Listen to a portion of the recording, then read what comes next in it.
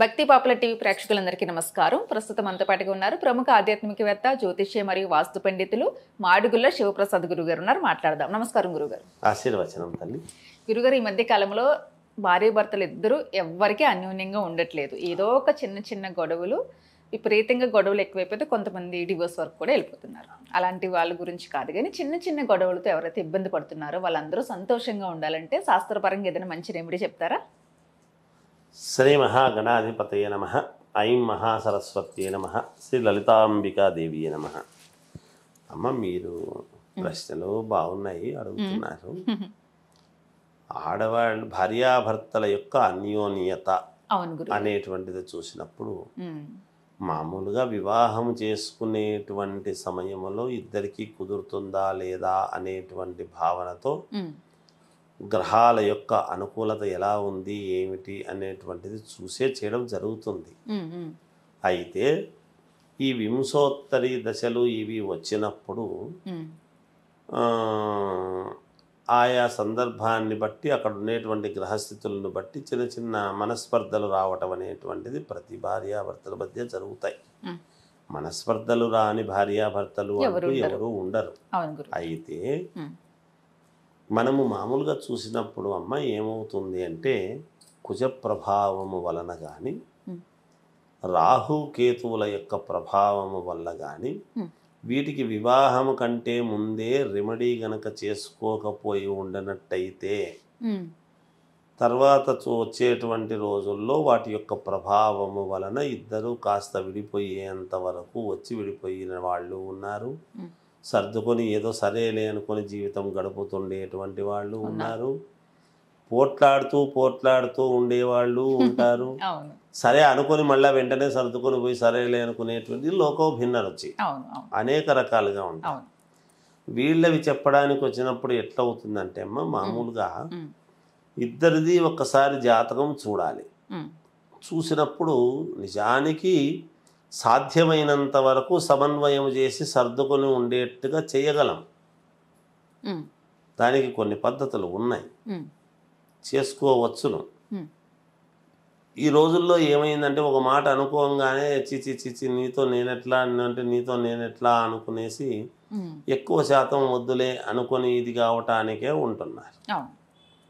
సరే, వాళ్ళ వ్యక్తిగతమైనటువంటి పరిస్థితులు జరుగుతూ ఉండేటువంటి విధానాన్ని బట్టి జరుగుతుండేటువంటి దాన్ని బట్టి వాళ్ళు మాట్లాడు, వాళ్ళ తప్పు కాదు పాపం, ఇవన్నీ తప్పుపడడానికి లేదు ఇందులో.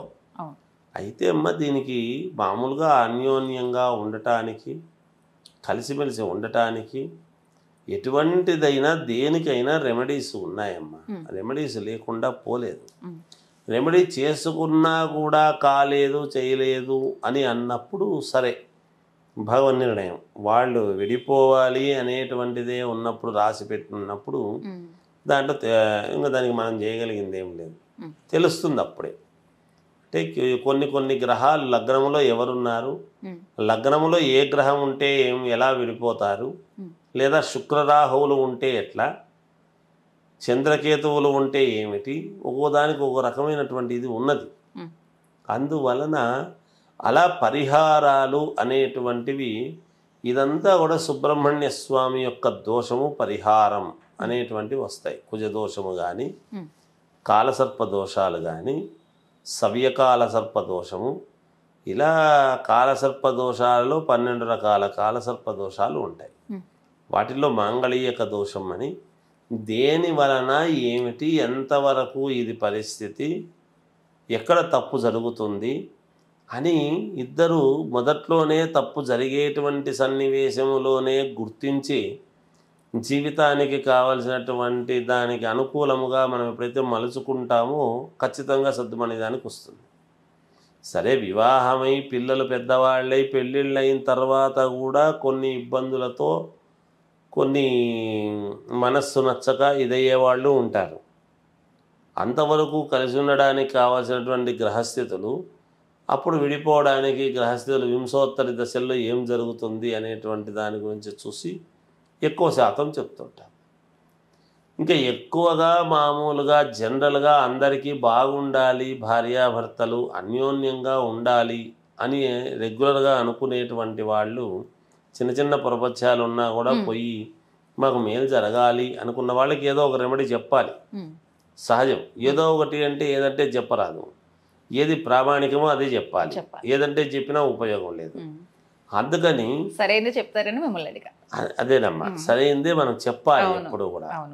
ఈ సుబ్రహ్మణ్యేశ్వర స్వామికి సంబంధించిన మంగళవారం రోజు ఇటువంటి దోషాలు పోవాలి, భార్యాభర్తల దగ్గర అరమరికలు పోవాలి, బాగుండాలి అనుకునేటువంటి వాళ్ళు మంగళవారము సుబ్రహ్మణ్యేశ్వర స్వామి దేవాలయానికి వెళ్ళి సుబ్రహ్మణ్యేశ్వర స్వామికి ఏదో కాస్త అభిషేకంలాగా చేయడం కానీ, అభిషేకం చేసుకోవటం కానీ, కలిసి ఉండడానికి లేదు అంటే పరమేశ్వరుడికి ప్రతి సోమవారము అభిషేకం చేసుకోవటము కానీ, ఇలా 11 సోమవారాలు చేయించడము కానీ, ఇవి లేకపోతే పుట్టకు పాలు పోయటము కానీ మంగళవారము, వీటిల్లో ఏది చేసుకుంటూ ఉండినా కూడా సంతోషమే.